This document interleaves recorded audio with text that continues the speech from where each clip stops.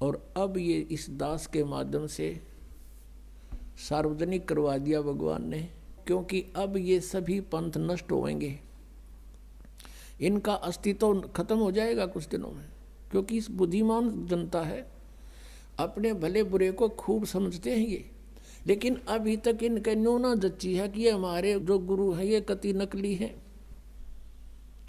और उनका उस समय यकीन होगा जब इस दास के ज्ञान को अच्छी तरह समझेंगे और सदग्रंथों से मेल कर लेंगे, फिर उन नकलिया न छोड़कर आप आ जाएंगे। कुछ एक ऐसे व्यक्ति होते हैं जो ना कहे किसी की कहे की माने, और गुरुजी ने जो कह दिया बस ठीक से, उसके बारे में परमात्मा कहते हैं कि चातुर प्राणी चोर है और मूड मुग्ध है ठोठ, संतों के निकाम के इन दे गड़जोट। इतने प्रमाण देख के और जो व्यक्ति नहीं मान रहा कि ये संत नहीं है, कहते फिर वो तो मूड है, मुग्ध मूड ठोठ, फिर वो हमारे काम के नहीं है, वो वहीं पड़े रहे उन्ना दो रहे। एक भक्त कह रहा था जी ये आमत है सारे जितने दूसरे पंथा दौरा बैठे हैं। उसने एक उदाहरण दिया कि जैसे बाई बस ट्रेवल कर रहे हैं और रास्ते में कई बार बस खराब हो जाती है,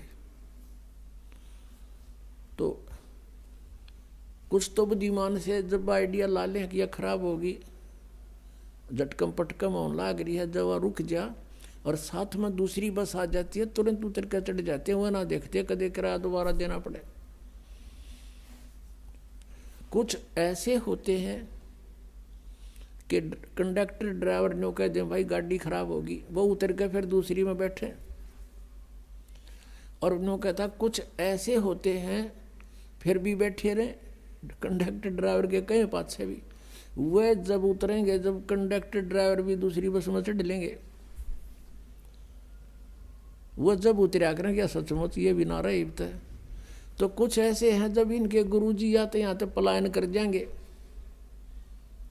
क्योंकि जनता इनको जीण नहीं देगी, यहाँ पर इनका अनमोल जीवन बर्बाद कर रखा, एक सांस की कीमत है। परमात्मा कहते कहता हूँ कई जात हूँ कहूँ बजा के ढोल, और ये श्वास जो खाली जात है ये 3 लोग का मोल। एक श्वास की इतनी कीमत है, मनुष्य जीवन के कितने जीवन सांस बर्बाद कर दिए, क्योंकि श्वासों से जीवन है जीव का, और ये कितने बर्बाद हो गए सत भक्ति ना करने से। तो वो जो उनके कति श्रद्धालु गणे हैं बिना ज्ञान के, वो जब आओगे यहाँ पर जब वो भी हाथ खड़ा कर देंगे कि हमारे पल्ला ना कुछ, तो ये भी पुण्यात्मा होगा, कोई ऐसा कह देता है। वैसे यहाँ बहुत से ऐसे महंत हैं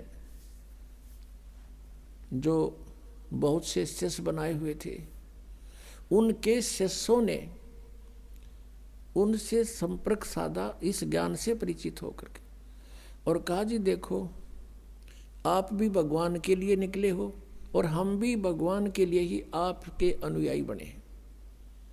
यदि ये ज्ञान गलत है तो हमें क्लियर करके बता दो, अगर ये रामपाल ज्ञान गलत बोल रहा है तो हमें बताओ, ये प्रमाण दे रखे, और नहीं तो फिर आप भी आओ। अब थोड़ी बहुत देर तक वो गुरु अग्रम मग्रम करता है, लेकिन फिर विवश हो जाता है, क्योंकि उसको भी भगवान चाहिए। अगर इतनी सच्चाई देखकर वो नहीं आते हैं, नहीं मानते हैं, तो वो संत है नहीं, वो तो परमात्मा भी नहीं चाहते, केवल महिमा चाहते हैं अपनी, बस चेले बने रहें, जय जयकार हो ही रहे, फिर कट्ठे भूत बनेंगे सारे। आदरणीय गरीबदास साहिब जी को जो परमात्मा ने उनको ये तत्व ज्ञान दे दिया था, क्या बताते हैं कि साहिब के दरबार में गाहक कोट अनंत और 4 चीज मांगे हैं, रिद्धि सिद्धि मान महंत। उस परमेश्वर के साहिब के दरबार में ऐसा कोई एक इन चारों ने छोड़ के, और चाव है पुरुष अलेख। तो ये सब मान महंत के भूखे हैं जितने ये संत पंथ बने हुए। यदि ये मान बढ़ाई नहीं चाहते हैं और ये अपना कल्याण चाहते हैं और ये हितैषी हैं अपने अनुयायियों के, तो इस दास के ज्ञान से परिचित हों और इसमें बताओ गलत कहाँ है, और ये अपना टिप्पणी दो फिर इसके ऊपर। क्यों नहीं बोलते? 10 साल हो गए दास ने गला फड़ाते ने, और सरेआम कह रहा हूँ, टीवी चैनलों पर भी बोल रहा हूँ, पुस्तकों के माध्यम से भी इनके पोल खोल रहा हूँ। क्यों ना बोलते? ये क्यों नहीं बोलते? क्योंकि ये चोर हैं। परमात्मा कहते हैं बेखों के लश्कर फिरें ये बाणी चोर कठोर, और सतगुरु धाम ना पहुंचेंगे ये 84 के ढोर। परमात्मा की वाणी को चुरा कर सचखंड का रट ला रहा कर, कह का पता नहीं इन लोगों को।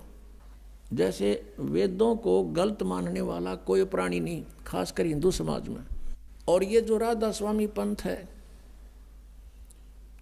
इन्होंने के गुटी पै रखी है श्रद्धालुओं को कि हमने वेदों की आवश्यकता नहीं, ना हमने गीता जी की, ना हमने पुराणों से कुछ लेना देना।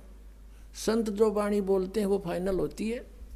वो वेद भी तो किसी ने लिखे, वेद व्यास ने वेद लिखे हैं।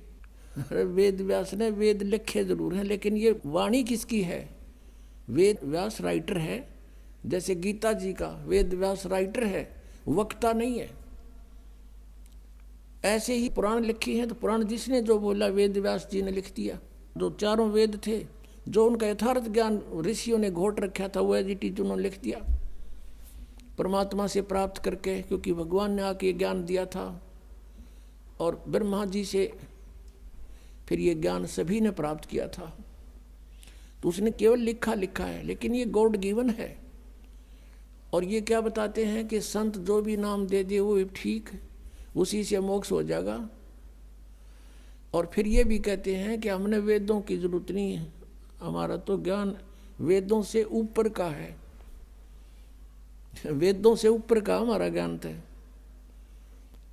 और हम जैसे कोई कहता है, अभी जैसे यहाँ कमल बताते हैं शरीर में पीछे, तो वो कहते हैं हम तो सीधे त्रिकुटी से चलते हैं, हमने त्रिकुटी यहाँ नहीं है, वैसे वो यहाँ बताते हैं यहाँ बैक में होती है। और कहते हैं हम सीधे त्रिकुटी से चलते हैं, हमारा तो वहाँ से मार्ग शुरू होता है। अब पुण्यात्माओं जो वेद ज्ञान को गलत बताते हैं, तो इससे सिद्ध होता है कि उनका ज्ञान तक घना निर्मल पाना चाहिए। वेदों से ऊपर का है तो कुछ वेदों वाला भी थोड़ा बहुत समावेश चाहिए उसके अंदर। जैसे 10वीं का सिलेबस होता है, 10th का क्लास का, तो उसमें पहली से लेकर कैक है तो वहीं से शुरू होते हैं। तीसरी, चौथी, 5वीं, 6ठी, 8वीं, 9वीं का भी कुछ उसमें समावेश होता है ज्ञान का।